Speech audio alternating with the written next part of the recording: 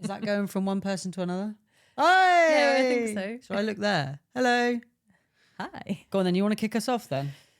So, Matt, you are an inspiration to me. Oh, bless you. I think you're amazing. When I first joined the radio, Voice FM, you were the show that I was listening to the most and the one that I most wanted to be on. Stop it. I'm not going to be able to get out the door. Was I at Voice before you then? Yeah, you were at Voice before me, yeah. And I'd already seen some people that I know in the business networking I do on your show. So people like Serena Mann and other people. And I was just Yeah. like, oh, I really want to. And so when I first approached Dan, I was like, I want to be on Matt's show. And then the conversation turned into like, do your own show. Well done, Zan. Good move. But yeah, it was actually a friend of his that kind of introduced us. But so I've been doing that for 18 months now and I'm loving it. I don't feel like I've learned anywhere near what I could have learned. I know how to use the desk, the buttons and stuff to do most basic things. And I love interviewing people. I love chatting to people and having conversations. Yeah. I really want to take that 18 months experience and I want to make a podcast. And although I hate my face, can I say that? Everyone does. Everyone hates their face, right? Is that just if normal? I think if you love the way you look and you're obsessed with the way you look, I think that's probably unhealthy. Oh, okay, I'll take that. Thank you. All right, good. So I've got a healthy human, Like love yourself. Don't get me wrong. But Yeah, like, there's- If you yes. fancy yourself, that's weird. That's a whole different conversation. So I think I've got a coach at the moment who's amazing, and I'd recommend him to anybody. He's just giving me a whole different perspective on what I want to do. Nice. Because I sit on these dreams and I'm like, oh, I'd love to have a video podcast or a YouTube channel. And many people have said to me over the years with my hobbies and things, do this, just do it. And I hold myself back and I'm like, who am I to do these things? And I've done a couple of YouTube podcast interviews in the last year. One was sewing and one was recently with Vicenza Talks. I was the first episode. Yeah. I enjoyed the process. I mean, I just love talking, right? So I enjoyed the process so much. I was like, and people who've seen it have gone, why haven't you got a podcast, a video podcast? And I don't really know the answer to that, except I don't know how to do it. So I've come to your studio, which is beautiful, by the way. Thank you very much. On the proviso of like, I'd like to use your studio. Can you, how could you help me go from, because I've got a computer science degree, so I'm not daft in tech, but audio visual is a whole different world. Yeah. So how, I see podcasts and I go, okay, get the guests. I think I'll be okay with that. Do all the admin.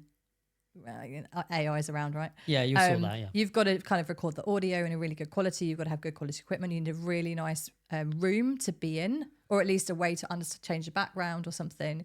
You've got to get people comfortable. You've got to do the video. You've got to edit it. You've got to upload it. You've got to do the PR, the marketing, any kind of like make the short form, long form, put it on all the channels. So when I start listing all the things I think I would need to do on my own to run a podcast, I kind of come out in a bit of a rash. And therein lies the problem. Like and you're the same as like 99.9% of everybody else. Because I think we've all got this inner perfectionist. And especially if you're a bit of a planner, you kind of want to almost build the bridge before you cross it. And Well, it's usually sensible to cross where the bridge is. yeah, I know. But almost like you kind of want to, and I'm the same, by the way. So when you're saying that, I completely relate. And I think a lot of people will, but we kind of want to build the whole bridge. Whereas I think sometimes you kind of just need to build it piece by piece, step by step. Because like you say, it can be really overwhelming. You sort of look at all the stuff that you think you need to do in order to start, and it almost stops you from doing it. It puts you off, completely puts you off. Yeah, so we kind of need to get out of our own way, I think. That gets said to me a lot. Yeah, and I feel your pain because it happens. It happens all the time. Because I think the reality of it is when it comes to starting a podcast or doing some content for social or putting something onto YouTube, the reality is we can do it on our phones.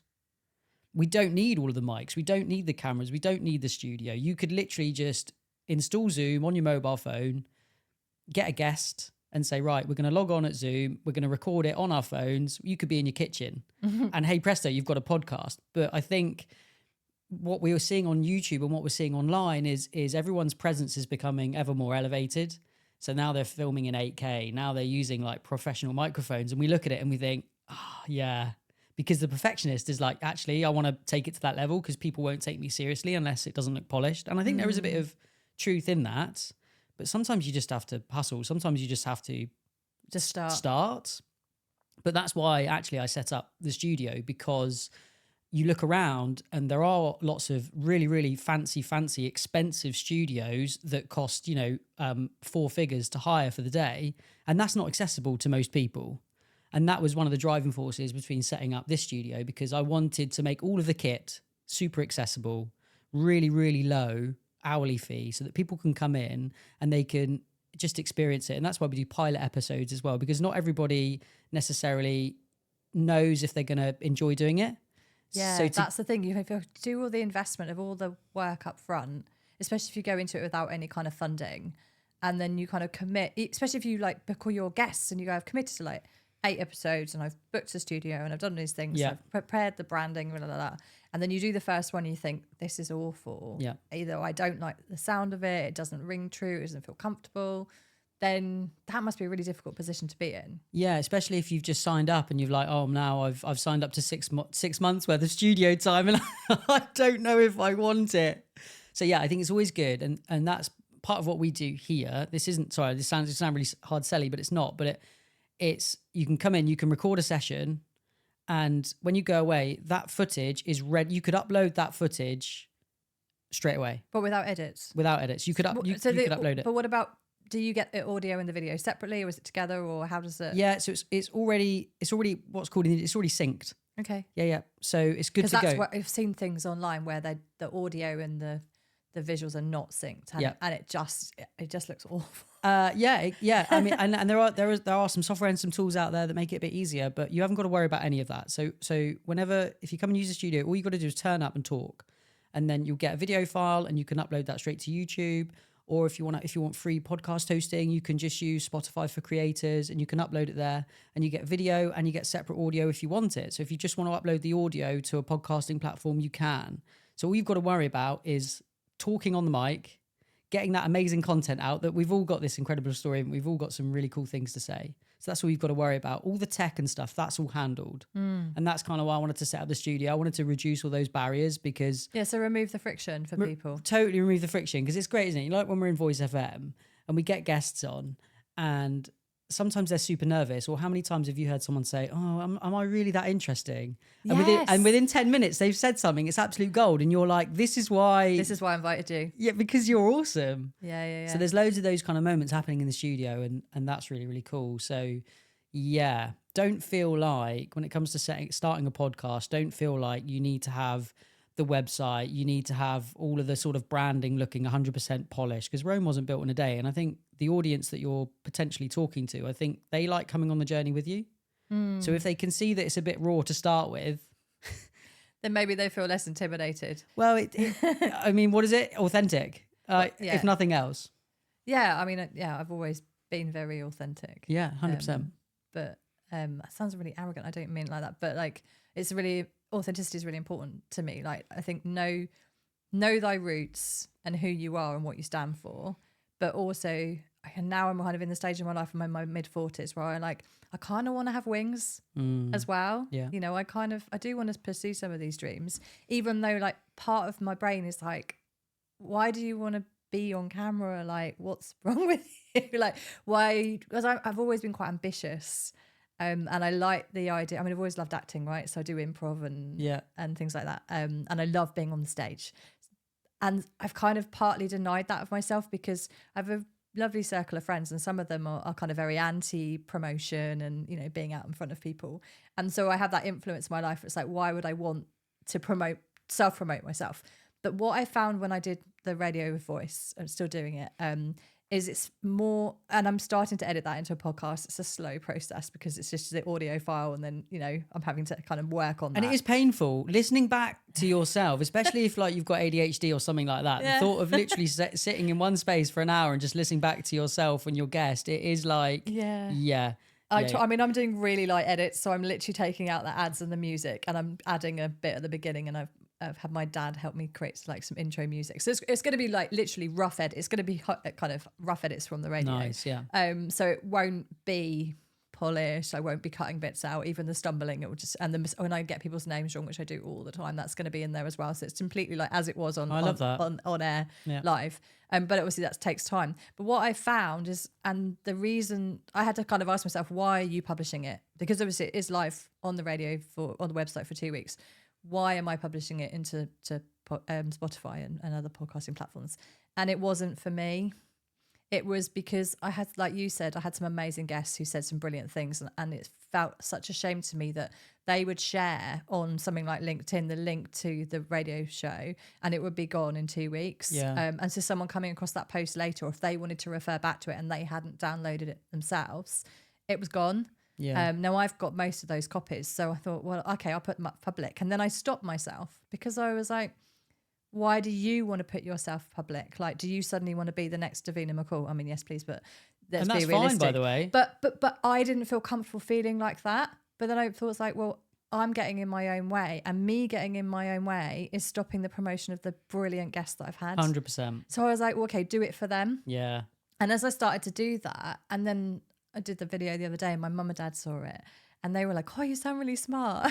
And they were like, we know you're smart, so I don't know why we were surprised. But I was like, that's really sweet, right? So I was really touched by that. And people have said to me that from a young child, I've had this skill of being able to explain complicated things simply to like every person. So we were talking about AI, and somebody in the team of Vicenza commented on the LinkedIn post, and he said, I really liked this talk because, I mean, obviously he works for the company, right? So he's paid to comment. But his comment felt really authentic because he said, he was asking you about AI, and instead of talking about the tools and the specific things you're doing with it, Yeah. you went back to principles and you said, well, actually, what's the problem definition? And I even said to Steve, who was interviewing me, was that a bit theoretical? And I said, AI is just a tool, as the internet's a tool, as, Descript, and a lot of like your cameras are tools, right? Your audio recording is tools, and mics are tools. If you're trying to get a message out there or trying to solve a problem, be really clear about that. And that's why when I come to talk to you, I know that there's a reason I want to do a podcast, and I want to kind of raise my profile and help other people raise their profiles. Yeah. And I think now I get why I feel more comfortable sitting in this chair.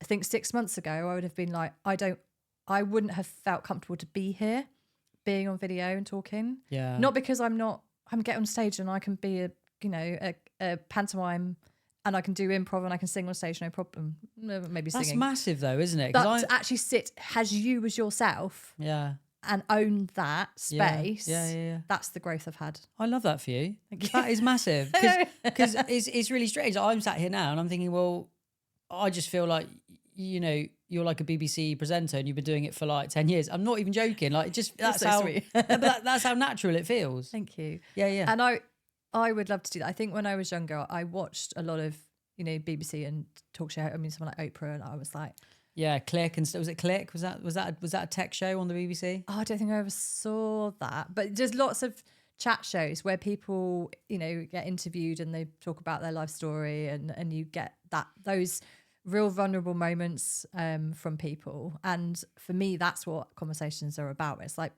reaching an understanding or reaching a depth. Yeah. And people exploring Golden nugget. I call them golden nuggets. Yeah, the golden nuggets, right? Yeah. So, and then sharing that in a way that helps people. Yeah. So yeah, So isn't it ironic? You're kind of sharing this journey of you starting a podcast, and that's probably going to help somebody. Yeah, well, Isn't that great? because I'm interviewing you, or not interviewing you, but I'm chatting with you about it, and you've got all the expertise. So yeah, I'm comfortable in this chair, and I know why I'm here. But you're the one that's got all the magic today. Wow, I think it's 50-50. But I think, yeah, all right, that's a fair point. To be really successful, I think this takes three things, and you can correct me if I'm wrong. I think the content has to be quality. So the things you're talking about or the way you're talking about them either has to have an 100%. emotional connection or be relevant, really important. So truth, relevance and emotional connection. The technology needs to support what you're doing, either in terms of the quality or in terms of, like you're saying, the speed to market. Yeah. Because lots of people are having conversations about AI right now. If you wait a year to build the bridge that you mentioned at the beginning to get the podcast out there, all of your content is out of date. You'll miss the boat. It's gone, right? Because, so how everyone's got a podcast. Maybe, but not yet. and maybe there's still space for this one. And I think the third one, which I've completely forgotten now, is about marketing. And I know that you've got a marketing business, right? So you know about marketing and Yeah, attention is currency. Like that's just that is that your strapline? Attention is I currency. no, I saw it on another podcast. I think Ramesh Ranganathan, I think the comedian. Yeah, he said that, love him, and I yeah. was like, just write that. I've just written your 3 things down as well, so I'm going to steal that. You can steal anything you want. So what's the plan then? So what is the next step? How's your podcast? How's this going to launch? How's it going to come into fruition? I think so. I love interviewing guests. So for me, the first thing would be get some amazing guests. Awesome. So what I think could possibly be this is a really risky strategy, but I'm just going to do it, right? We're talking about experimentation, we're about authenticity. If we launch this as a pilot episode, but as a shout out to guests and say, come and sit in the studio. I think you should do a little elevator pitch straight to the camera. I love speaking to camera, Go on, it. go for an elevator pitch. So I'm Natalie Haig. I'm currently the technology show host of Voice FM, presenter. I'm tech wizard, I guess you can call me. Yeah. I love speaking to people. I love conversations. I love interesting people. I am looking to launch my own podcast, talking to business owners, talking to people in tech, talking to really interesting individuals about their journey, what they have learned, and how we can kind of grow content together that will actually genuinely help other people who want to deliver things. So if you want to be a guest, please contact me ASAP, because we're going to start recording as soon as possible.